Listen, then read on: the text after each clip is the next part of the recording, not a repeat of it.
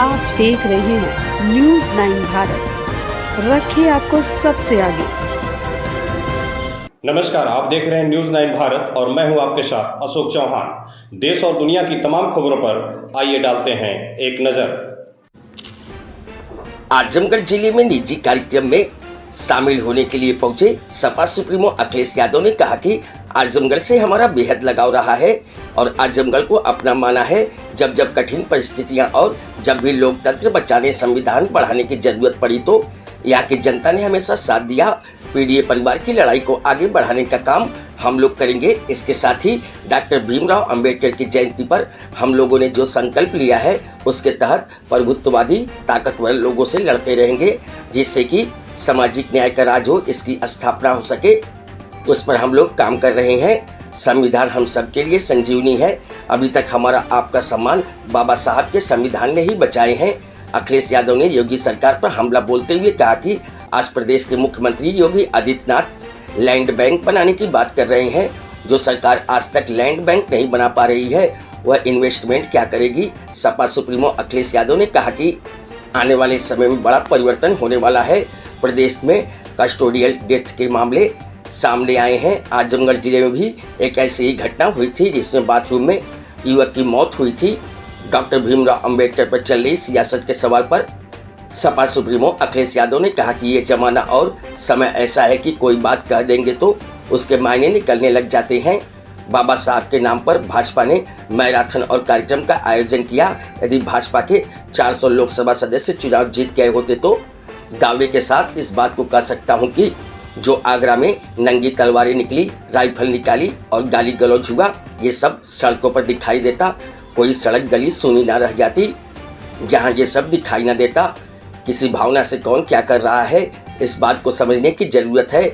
Sapa supremo ने Hitler के जमाने को याद करते हुए कहा कि हिटलर जिसको पिटवाना चाहता था वह वर्दी में अपने ट्रूपर रखता था। आज की सेवा और पुलिस भारतीय जनता पार्टी की ट्रूपर है। भारतीय जनता पार्टी से हम नहीं लड़ सकते। सपा सुप्रीमो अखिलेश यादव ने कहा कि लगातार आरोप प्रत्यारोप लगाते थे, उसे उजागर किया और बताया कि कैसे पैसे के लिए ये सब खेल किया जा रहा था।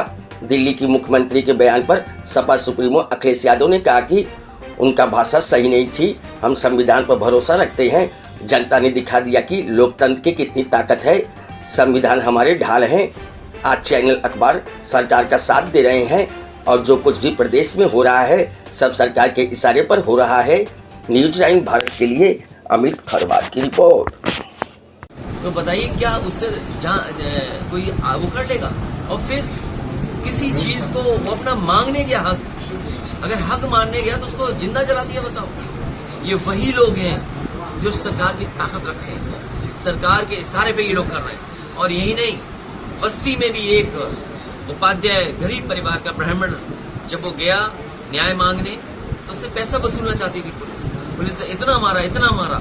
जिस तरह आजमगढ़ में हमारा दलित भाई मरा है उसी तरह ब्राह्मण भाई वहां पर मरा है बस्ती में। दोनों की अगर किसी ने मदद की तो समाजवादी लोगों ने मदद की। मैं ये कहता हूँ सरकार क्यों नहीं मदद कर रही है? योगी का मतलब ये होता है जो दुख समझे दूसरे का, दुख में शामिल हो, जो दूसरे का दुख अपना दुख समझे। क्या ये जो दोनों लोगों की मृत्यु हुई है सरकार आगे आकर के नहीं मदद कर सकती? और मदद में भी भेदभाव कर रही है सरकार। जो उनके अपने लोग हैं उन्हें सरकारी नौकरी भी दे रहे हैं, लेकिन अगर कोई दलित चला जाए, जान चली जाए, उसको नहीं मदद। सर, सरकारी नौकरी की बात हुई है तो आजमगढ़ मऊ जिले में 42 फर्जी नियुक्तियों का मामला सामने आया शिक्षा विभाग में। मैं आपको बधाई देता हूँ, मैं इसकी सूची निकलवाऊंगा। ये सरकारी फर्जी है सर, मैं आपको ट्वीट कर दूंगा। इसलिए फर्जी काम कर रही है। इसके आंकड़े फर्जी देखे आपने? हम आप सब पढ़े लिखे हैं, कंप्यूटर है, लैपटॉप है, ये आपका मोबाइल है। आप ही बताइए, कैलकुलेट कर लीजिए।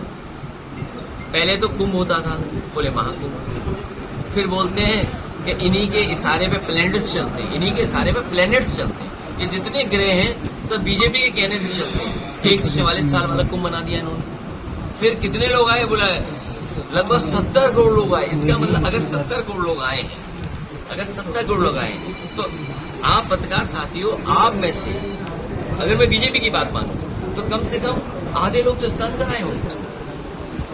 आधे लोग स्नान कराए होंगे। क्या ये सच्चाई है? आप किसी गांव में खड़े होकर के पूछ लो कि क्या आप लोग स्नान कराए? तो बताओ ये भी बात हमें माननी पड़ती है। हम बोलेंगे अगर ऐसा तो बोलेंगे बताइए विरोध कर रहे हैं आप सनातन धर्म का, और सनातन धर्म कल मिले एक हमें लोग सनातन धर्म वाले, वो सात्विक भोजन नहीं कर रहे थे, वो नॉन वेजिटेरियन खा रहे थे। तो मुझे कुछ समझाइए क्या चीज है, नई चीज क्या है ये? सर जैसा कि आप सत्य का रास्ता है, सत्य का रास्ता ही सनातन है। अच्छा सर, सत्य और धर्म का रास्ता सनातन है। बताओ महाकुंभ में झूठ बोला नहीं बोला, कितने लोगों की जान चली गई?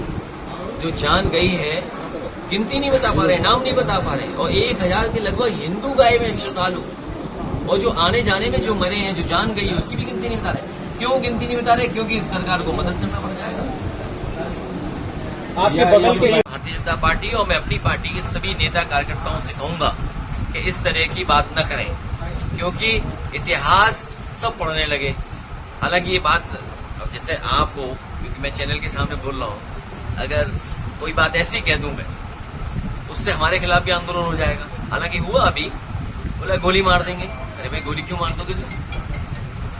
यही तो था ना, गोली मार देंगे। अगर मैं थोड़ा कमजोर आ जाऊं तो आजमगढ़ ही नहीं आता, मोहम्मद शादी में नहीं आता अगर कमजोर दिल का होता रुके। अब ये मुझे आप बताइए, अगर किसी व्यक्ति ने कहा है गोली मार दें तो उस पर कार्रवाई क्या कर रही सरकार? और फिर क्या एक व्यक्ति कह रहा है कि हम पे ऐसे बहुत सारे राणा हैं जिन्होंने फूलन देवी की हत्या की थी, जिसने फूलन देवी की हत्या की थी, बहुत सारे हम पे ऐसे राणा है। आखिर बढ़ावा कौन दे रहा है? हमारे एक कार्यकर्ता ने फेसबुक पे केवल लिख दिया प्रतापगढ़ की पूरी पुलिस घूम रही है उसके पीछे। बताइए, पूरी पुलिस प्रतापगढ़ की घूम रही है, एक कार्यकर्ता वो ना समझ कार्यकर्ता है, टोटी वाली बात पे कुछ लिख दिया उसने। अब वो उसका ज्ञान जितना है उतना लिख दिया उसने। भाई मुख्यमंत्री को ज्ञान था, टोटी का ज्ञान था। दैनिक भास्कर ने पूरी पोल खोल दी, सब बीजेपी वाले शामिल थे, एक उसमें कौशिक शामिल था, एक मृत्युंजय शामिल था, एक उसमें अवनीश अवस्थी शामिल थे, और मुख्यमंत्री जी का आशीर्वाद था। सोचिए आप, एक योगी मुख्यमंत्री किसी और के खिलाफ ये पैसे देकर के आप लोगों से प्रचार करवा रहे हो, इसमें क्या बचा हुआ है? सर आप ही से सवाल पूछते हैं, जिस तरीके से जब आप प्रदेश में अलग अलग लोगों की मदद करते हैं, क्या आप डोटी जैसा कृत्य कर सकते हैं? देखो भाई, नहीं ऐसा है, नहीं अच्छा कि आपने पूछ लिया, इसलिए क्योंकि उन सब पत्रकारों में, उन सब गिनती के पत्रकारों में एक सच्चा पत्रकार था, एक सच्चा पत्रकार था, उसने सच्चाई दिखाई। सब मैं नाम भूल रहा हूँ उसका, रिजवी था शायद, आप यूट्यूबर है आजकल, उसने पूरा घर दिखाया, उससे पूरी उसका रिकॉर्डिंग है। तो हमने लैपटॉप बांटा हो, और सोचिए आपको एक्सप्रेस वे दिया हो 35,000 करोड़, ये मेडिकल कॉलेज दिया हो, न जाने कितने गांव लोहिया आवाज बनाए हो। यहीं पर शबाना आजमी जी का गांव है, आप देखिएगा, मैंने स्मार्ट विलेज में उसमें कई करोड़ों का काम कराया। ये जो काले कोठरी है, उस गांव में हम लोगों ने बहुत सा काम किया, उनके जो ऑडिटोरियम वो दिए। तो ये बीजेपी का एजेंडा है, बीजेपी के पास पैसा है, बीजेपी के पास संपन्न लोग हैं, बीजेपी के पास सब अखबार हैं, टीवी हैं, चैनल हैं। सोचिए, हमने दुर्गंध कह दिया, उसमें उन्हें शोर हो गया। मैं तो चाहूंगा इनके चैनल को एक गोबर गिफ्ट कर दिया जाए। अध्यक्ष जी एक सवाल। अध्यक्ष जी आजमगढ़ के बगहा जिले का मामला है। अध्यक्ष जी, सहारा का पैसा जो है, अभी तक जनता बहुत परेशान इस चीज को लेके, शादी विवाह में लोग काफी परेशान है लोग। ये जो सहारा को लेकर के बात है, हम उनका दिलाना चाहते हैं, जो भी हैं उपभोक्ता जिन्होंने पैसा जमा किया है, और उसको सरकार को नियमों का सरलीकरण करना चाहिए। आज सारा श्री हमारे बीच नहीं है, कंपनी है, प्रदेशों ने नए नए इंतजाम किए हैं और अधिकारियों को बैठा करके नियम बनाए हैं। बिहार है, झारखंड है, और प्रदेशों ने, यूपी ने भी बनाए होंगे। हमारी राय ये है और सुझाव भी है, और जिन्होंने पैसा जमा किया उनके पक्ष में है कि जब उन्होंने पूरा पैसा सेबी को दे दिया, मुझे उम्मीद है कि ये पत्रकार जानते होंगे कि सेबी को सब पैसा दे दिया उन्होंने, जितना सेबी ने मांगा, और सेबी ने एक भारत सरकार के अंडर उन चीजों को बना दिया है। तो ये जिम्मेदारी भारत सरकार की है, ये भारत सरकार पैसा क्यों नहीं बांट रही है? और अगर कोई जमा करता जिसने पैसा इन्वेस्ट किया है, अगर कागज पूरे नहीं है तो उसका सरलीकरण करें, उसको। आप बताओ क्या स्थिति है लॉ एंड ऑर्डर की? जो जहां चाहता है मार देता है, और आपके जिले में दलित की बताओ कस्टोडियल डेथ हो गई, इससे ज्यादा काला धब्बा पुलिस के लिए और क्या हो सकता है? कि पुलिस पे आरोप इस बात का है कि पुलिस की वजह से उस दलित ने जान दे दी। हम लोगों ने तो सहयोग किया है, मदद की है उस परिवार की। हम लोग न्याय के लिए भी लड़ते रहेंगे जिससे उस परिवार को न्याय मिल जाए। आर्थिक मदद कोई बड़ी चीज नहीं जो हम दे पाए, लेकिन उसको न्याय मिलना बड़ी बात है। और फिर जीरो टॉलरेंस टू करप्शन। बताओ, ये जो इंसेंटिव की बात कर रहे थे, कहीं ये कमीशन की बात तो नहीं कर रहे थे। इंसेंटिव और कमीशन, ये बात समझने की है। मुख्यमंत्री जी कह रहे हैं इंसेंटिव, लेकिन प्रदेश में चल रहा है कमीशन। वो कह रहे हैं इंसेंटिव देंगे, ये इंसेंटिव कहीं कमीशन तो नहीं है। और उसका कमीशन का खेल हमने और आपने देखा कि एक अधिकारी अंडरग्राउंड है, एक आईएएस अंडरग्राउंड है। क्या कभी आपने सोचा कि आईएएस अंडरग्राउंड होगा? और आईएएस अंडरग्राउंड कहीं नहीं है, वो मुख्यमंत्री आवास में होगा। सच्चाई है। और इससे पहले एक पत्रकार साथी जानते होंगे, एक अखबार था प्रतिष्ठित, उसने कितनी छोटी सी खबर बनाई थी कि किसी अधिकारी पे आरोप लग रहा है, उसका 50-60 करोड़ रुपए पकड़ा गया है किसी दूसरे स्टेट। तो टॉलरेंस टू करप्शन क्या है? इनका अधिकारी खुद इंसेंटिव की जगह कमीशन मांग रहा है। और याद रखना, इंसेंटिव कमीशन का झगड़ा नहीं था, वो मुख्य लोगों के बंटवारे का झगड़ा था। सुनने में आ रहा है अब कोई रिटायर होने जा रहा है। दो चीजें तो हमें पता है, कोई रिटायर होगा, एक तो कार्यवाहक होगा और पीछे सिंह होगा। दो चीजें तो हमें पता है, बीच का नाम आप बता देना हमें। एक, अभी कोई रिटायर होने जा रहे हैं, सुनने में आ रहा, बड़ा चर्चा है, लोग हमसे भी पूछते हैं कौन होगा, तो हमने कहा हम इतना नहीं जानते हैं, हम इतना जानते हैं कि वो कार्यवाहक होगा और नाम में सिंह होगा। अच्छा सर, इस समय जो भी चीजें हैं, बयानबाजी को लेकर काफी चल रहा है। आपके गायक इंद्रजीत जी का बयान आया कि मुसलमान अगर आक्रमणकारी हुए, आक्रमण किए तो हिंदू देवी देवता कहाँ थे, काफी इस पे नहीं। देखिए, ये जमाना और समय ऐसा है, कोई बात अगर आप कह देंगे उसके मायने निकाले जाएंगे। अभी जो हंगामा हुआ, जिस तरह से आंदोलन हुआ और जिस तरह से ये लोग कह रहे थे कि हम संविधान से देश को चलाते हैं, हम बाबा साहब भीमराव अम्बेडकर जी पे मैराथन करा रहे थे। अभी लखनऊ में पता होगा मैराथन हुआ बाबा साहब के नाम पर पूरे प्रदेश में सांस्कृतिक कार्यक्रम सरकार ने कराई। सरकार ये बताए, अगर उनके 400 एमपी जीत गए होते तो मैं आपको दावे के साथ कह सकता हूँ, ये जो नंगी तलवारें निकली हैं और ये राइफलें निकली हैं और जो गाली गलौज हुआ है, ये सड़कों पे दिखाई देता। कोई सड़क गली नहीं सुनी बस्ती जहां पर ये इस तरह का व्यवहार ना हो रहा होगा। तो किस भावना से कौन क्या कह रहा है, इस बारे में मैं नहीं पढ़ना चाहता हूं। लेकिन बीजेपी के इस कार्यक्रम की वजह से हमें हिटलर का ट्रूपर याद आ गया। हिटलर के जमाने में हिटलर वर्दी पहना करके अपने पॉलिटिकल कार्यकर्ताओं को रखता था, जिससे कभी किसी पॉलिटिकल पार्टी से बदला लेना हो, किसी की पिटाई करवानी हो, तो वो पुलिस की वर्दी में रहते थे। ये जो सेना है ना दिखाई दे रही है, सब बीजेपी के ट्रूपर्स हैं। ये गलती मत करना, ट्रूपर्स हैं ये सब, बीजेपी के ट्रूपर्स। इसलिए जो जिन परिस्थितियों में हमें राजनीति करनी है, क्या बोलना है, किस तरह बोलना है, उस बोलने की कितनी सच्चाई है, क्योंकि हम बीजेपी से नहीं लड़ सकते हैं। अब आप सोशल मीडिया के प्लेटफॉर्म देखिए, हमें क्या क्या बना दिया उन्होंने। कई हजार करोड़ रुपए खर्च कर रहे हैं, हालांकि सभी चैनल अखबार हैं, ये बुरा मान जाएंगे तक वाले, लेकिन दैनिक भास्कर ने बड़ा काम तो किया। सोचो, बड़ा काम किया, उन तमाम लोगों को एक्सपोज कर दिया। सोचो, अब एक्सपोज हो गए, वो जब घर परिवार में बैठते होंगे उनकी कैसी गुजरती होगी। उन घर परिवार और समाज में जब उनकी बात जा रही है तो उनको कैसा लग रहा होगा, सोचिए आप, उनके सामने क्या गुजर रही होगी कि पैसा लेकर के आप कांग्रेस के लीडर्स को बदनाम कर रहे हो, समाजवादी पार्टी को बदनाम कर रहे हो। और जो बात चली थी दिल्ली से, अगर इतना हंगामा है राम जयसुमन जी पर, तो अगर हमारे लोग भी उसी तरह आंदोलन करने लगे तब क्या होगा? क्या दिल्ली की मुख्यमंत्री की जो भाषा थी, क्या सभ्य भाषा थी? क्या कभी हम लोगों ने इस तरह का किसी के लिए कहा हो? फिर हमारा घर गंगा जल से धुलवाया। सोचो, चलो मैं तो बुरा नहीं मान रहा हूं क्योंकि राजनीति में हूं, लेकिन जो हमारी आने वाली पीढ़ी है उस पर क्या गुजरती होगी? आप में से बताओ कि अगर आपका घर हो, हम गंगा जल से धुलवा दें तो क्या गुजरेगी आप? ये वही समझ सकता है जिसके ऊपर गुजरी हो। बाबा साहब भीमराव अम्बेडकर जी पे गुजरा था, उन्हें तालाब में पानी पीना नहीं देते थे जहाँ जानवर पानी पीते थे। उन्हें कक्षा में जो भेदभाव होता था उनको, और तमाम हमारे दलित समाज के लोग हैं वो जानते होंगे उनसे क्या क्या नहीं गुजरी। उनको छू देते थे तो नहाना पड़ता था, परछाई न पड़ जाए, कुछ मटका बांधते थे। तो ये बुराइयां समाज की थी। तमाम लोग हैं जो बुराइयों से दूर भागना चाहते हैं। बुराइयां उन्हीं की वजह से हैं ये, इसलिए हमें और आपको राजनीति में दूसरी जगह जा रहे हैं। आज बताओ, किसान की आय दोगुनी हो गई, गेहूं खरीदा जा रहा है।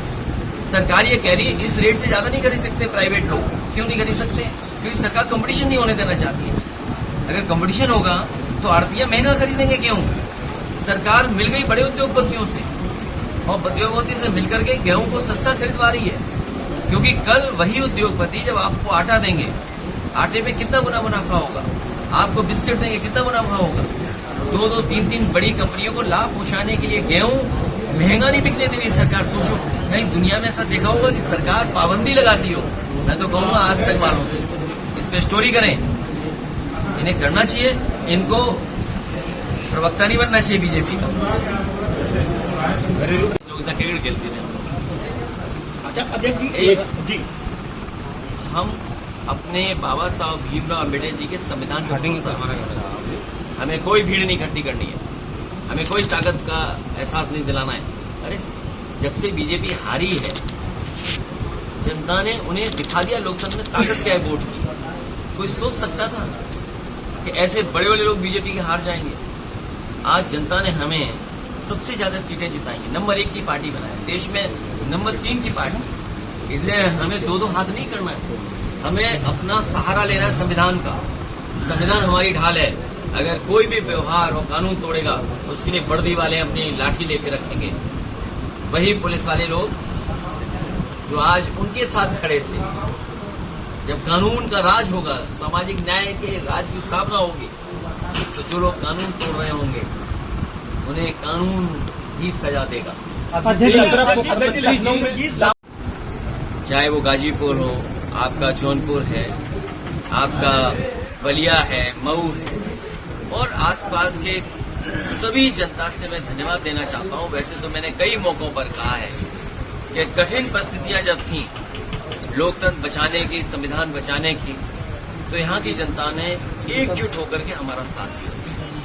पीडीए परिवार से एकजुटता जो दिखाई दी है, उस लड़ाई को हम संकल्प लेते हैं आगे बढ़ाएंगे। कल ही बाबा साहब भीमराव अम्बेडकर जी की जयंती थी, हम सब ने मिलकर के बनाया और ये संकल्प लिया है कि बाबा साहब भीमराव अम्बेडकर जी का जो रास्ता रहा है, उस रास्ते पे चल करके हम प्रभुत्ववादी जो लोग हैं, जो ताकतवर लोग हैं, समय समय अपमानित करते हैं, समय समय पर भेदभाव पैदा करते हैं, उन ताकतों से लगातार लड़ते रहेंगे। और हम सबका यही संकल्प होगा कि सामाजिक न्याय का राज की स्थापना हम लोग करेंगे, उस दिशा में लगातार आगे बढ़ेंगे। यही बाबा साहब भीमराव अम्बेडकर जी का सपना था कि सामाजिक न्याय का राज हो, उसकी स्थापना हो, उस पर हम लोग लगातार काम करते रहेंगे। ये संविधान हम सब के लिए संजीवनी है। ये संविधान हमारे लिए ढाल बनता है, हमारे लिए ये सम्मान का विषय भी है। और बाबा साहब ने जो हमें संविधान दिया है, उससे ज्यादा हमारे लिए सम्मान की और कोई चीज नहीं हो सकती। अभी तक तो हमारा आपका सम्मान बाबा साहब भीमराव अम्बेडकर के दिए हुए संविधान ने बचाया। अब हमारी सबकी मिलकर जिम्मेदारी बनती है कि जो संविधान को ठेस पहुंचाना चाहते हैं, उस संविधान को बचाने के लिए हम लोग काम लगातार करते रहेंगे। आज इस गांव में मैं आया हूं, हालांकि हमारे मोहम्मद राशिद ने मेहनत कर करके और दूसरे देश में जाकर के स्थान बना लिया और अपने परिश्रम से, अपनी मेहनत से कारोबारी नहीं बल्कि प्रतिष्ठा भी बना ली है। शहर में ऐसे घर होते हैं, लेकिन गांव में ये सुविधा होना, ये बड़ा काम किया इन्होंने। इसी से गांव के प्रति लगाव बढ़ेगा लोगों का। मैं आपको भरोसा दिलाता हूं कि आजमगढ़ के विकास के लिए और जितना भी काम करना पड़ेगा हम लोग करेंगे। कभी बजट की कमी नहीं होगी। पहले भी 10 में से 10 जिताई हैं, मुझे पूरा भरोसा है आजमगढ़ की जनता 10 में से 10 फिर समाजवादियों के पक्ष में डालेगी। जो सपना समाजवादियों ने देखा कि पूर्वांचल एक्सप्रेसवे के किनारे और इससे विकास की गति बढ़ेगी, लोगों का आना जाना आसान हो गया, गति तो बढ़ी, लेकिन जिस रूप में हम लोग बनाना चाहते थे, जो और सुविधाएं देना चाहते थे, वो सुविधाएं सरकार नहीं दे रही। कल ही मैं मुख्यमंत्री जी का सुन रहा था, न जाने कितने हजार एकड़ कह रहे हैं कि उन्होंने लैंड बैंक बना लिया है, कि वो कारोबार के लिए वो लैंड बैंक तैयार किया। सोचिए, जो सरकार 8-9 साल में केवल लैंड बैंक बना पा रही हो। कल ही का भाषण सुना मैंने, और बता रहे कि बुंदेलखंड में इतने 1000 करोड़ का इन्वेस्टमेंट आने वाला है। कितने हजार एकड़ जमीन का लैंड बैंक बना लिया। एयरबैन पूरे प्रदेश में उन्होंने जाने कितने हजार एकड़ का बताया लैंड बैंक बना लिया। जो सरकार आज तक लैंड बैंक बना रही हो तो क्या इन्वेस्टमेंट आया होगा। और दूसरा, मुख्यमंत्री जी कह रहे थे कि इंसेंटिव उन्होंने दिया है, जो पुराना इन्वेस्टमेंट स्टेट में आया था उसका वो इंसेंटिव आज भी दे रहे हैं। तो यही तो विकास होता है। कभी समाजवादियों ने लाने का काम किया था और उसी का परिणाम ये कि कारोबार बढ़ा। ये बीजेपी के लोगों ने इंसेंटिव रोका था, और इंसेंटिव एक बड़ी कंपनी जो हजारों लोगों को नौकरी दे रही है और हजारों करोड़ का कारोबार मार्केट में दे रही है। हो सकता है उस कंपनी का मोबाइल भी आपके हाथ में हो, घर पे टीवी भी हो, फ्रिज भी हो, या और भी सामान जो बनाता वो हो, लेकिन वो इन्वेस्टमेंट जब यूपी में किए तो उसका इंसेंटिव रोकने का काम कर रहे थे ये सरकार के लोग। उन्हें कोर्ट जाना पड़ा, कोर्ट की वजह से उन्हें इंसेंटिव मिला है। तो ये सरकार बताएगी ये क्या कर रही जिससे इंसेंटिव आएगा। क्या पुरानी सरकार की योजनाओं को इंसेंटिव देते रहेंगे? इसलिए लड़ाई लंबी है, बड़ी है। हम लोग कामयाब होंगे। पीडीए को जिस तरीके से समर्थन मिल रहा है और जो लोगों को धीरे धीरे सामाजिक न्याय के राज की स्थापना के लिए एकजुटता दिखाई दे रही है, उससे हमें भरोसा है कि आने वाले समय में बड़ा परिवर्तन होने जा रहा है। जो जीरो पॉवर्टी की बात कर रहे हैं, ये मुख्यमंत्री जानते नहीं है कुछ।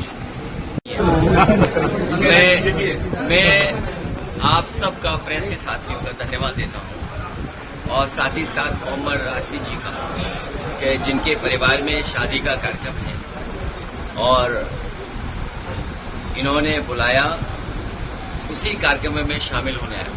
हमारे साथ अबू आसिफ आजमी जी, महाराष्ट्र के प्रदेश के अध्यक्ष, और पार्टी के सभी जिम्मेदार साथी यहाँ पर मौजूद हैं। शादी के कार्यक्रम में, समारोह में आने से लाभ ये है कि सब लोगों से मिलने का मौका मिल जाता है, और आजमगढ़ के कई शादी या पारिवारिक कार्यक्रमों में मुझे शामिल होने का मौका मिला है।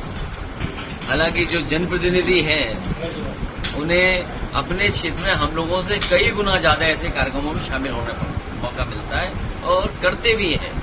जब मैं लोकसभा का सांसद था पहली बार, दूसरी बार, हम लोग जानते हैं कि एक दिन में 20-20, 24-24 शादियां अटेंड करते थे। एक ही दिन में शादियों में भी जाना, किसी परिवार में कोई नहीं रहा उन सदस्यों से मिलना, दुख सुख एक साथ और बांटने का, उन परिवारों से मिलने का हम लोग को और जनप्रतिनिधियों को ये मौका मिला। आजमगढ़ से हम लोगों का बेहद लगाव रहा है। राजनीतिक परिस्थितियां कुछ भी हो, लेकिन आजमगढ़ को हम लोगों ने अपना। यहाँ खबरों का सिलसिला कभी नहीं थमता। सिर्फ और सिर्फ बने रहिए न्यूज़ 9 भारत पर। अब चाहूंगा इजाजत। नमस्कार।